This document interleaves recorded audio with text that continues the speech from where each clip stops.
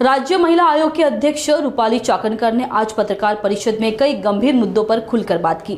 चाकणकर ने बताया कि महिला आयोग की जनसुनवाई से महिलाओं को सीधे न्याय देने का प्रयत्न किया जा रहा है।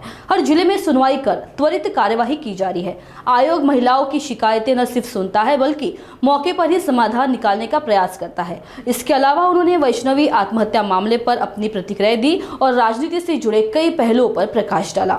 आपल्या माहितीसाठी सांगते, माझ्या अगोदरच्या जेवढ्या आयोगाच्या अध्यक्ष होत्या आपण माहिती घ्यावी, त्या सगळ्या राजकीय पदावर असतानाच आयोगावरती आपल्या प्रश्नामध्येच माझं उत्तर आहे की तोपर्यंत एवढ्या तक्रारी येत नव्हत्या किंवा एवढ्या प्रमाणात तो कन्व्हिक्शन रेट असतो की त्या व्यक्तीला विश्वास वाटतो की मी तक्रार दिली तर आता नाही मिळेल। त्याच्यामुळे आता तक्रारदार महिलांची संख्या सुद्धा चांगल्या पद्धतीने पुढे येऊन मांडतात ही आमच्यासाठी समाधानाची गोष्ट आहे, कारण की पूर्वी अन्याय सहन केला जात होता, आता त्या मांडण्याकडे एक कल आहे आणि त्याच्यासाठी खऱ्या अर्थाने मला त्यांचं मनापासून कौतुक वाटतं की आम्ही त्यांना न्याय देण्यासाठी प्रयत्न करतो। आम्ही हे मान्य करतो की 1993 रोजी आयोगाची जेव्हा स्थापना झाली त्यावेळेस त्या लोकसंख्येनुसार जेवढी पदं आयोगात होती तेवढीच पदं 30 वर्षानंतर सुद्धा आहे।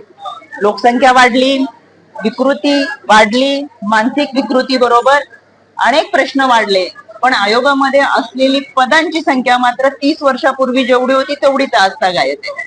त्याच्यामुळे साहजिकच याच्यासाठी माझ्या सेक्रेटरी असतील किंवा माझे प्रशासकीय अधिकारी, आयोग म्हणजे रूपाली चाकणकर नाही, आयोग म्हणजे प्रशासकीय अधिकारी हे सुद्धा माझ्या समवेत काम करतात। माझ्या प्रशासकीय अधिकाऱ्यांनी सातत्याने या गोष्टीचा पाठपुरावा केलेला आहे आणि ही कार्यप्रणाली वाढवून घेत असताना केवळ एका गोष्टीत कार्यप्रणाली मांडली तर लगेच त्याच्यासाठी जागा वाढून मिळत नाही, शासकीय यंत्रणेमधून जाणारी बाब आहे। त्याच्यामुळे याच्यासाठी जी प्रोसेस आहे ती प्रोसेस आम्ही पूर्ण करू। आणि या दिवाणी न्यायालयामध्ये ग्राउंडवर काम करत असतानाची सगळीच अपेक्षा जर तुमची असेल की सगळंच आयोगाने करावं तर आमचे संबंधित अधिकारी या ठिकाणी, जिल्हाधिकारी त्यांचं काम ते करतील, पोलिसांचं काम जिल्हाधिकारी करू शकत नाही, जिल्हाधिकाऱ्यांचं काम पोलीस यंत्रणा करू शकत नाही, विधी सेवा प्राधिकरणाचं काम आमच्या पोलीस उपायुक्त करू शकत, प्रत्येकाचं कामकाज वेगळे आणि आर्थिक न्यायिक न्यायालयाच्या माध्यमातून आम्ही काम करू। आमची कार्यकक्षा आहे, ती कार्यप्रणाली अशी आहे की एखादी तक्रार घेतली जात नसेल तर त्या तक्रार घेण्यासाठी निर्देश देणं, ती तक्रार नोंद करणं आणि तक्रार नोंद झाल्यानंतर त्या तक्रारीची तपासणी करणं, त्याचे पुरावे सादर करणं हे पोलिसांचं पुढचं काम आहे। पोलिसांची चार्जशीट दाखल झाली की ती न्यायालय सादर करतात, पुढचं काम हे न्यायाधीशांचं असतं आणि अशा प्रत्येक ठिकाणच्या कार्यप्रणाली वेगळ्या आहेत।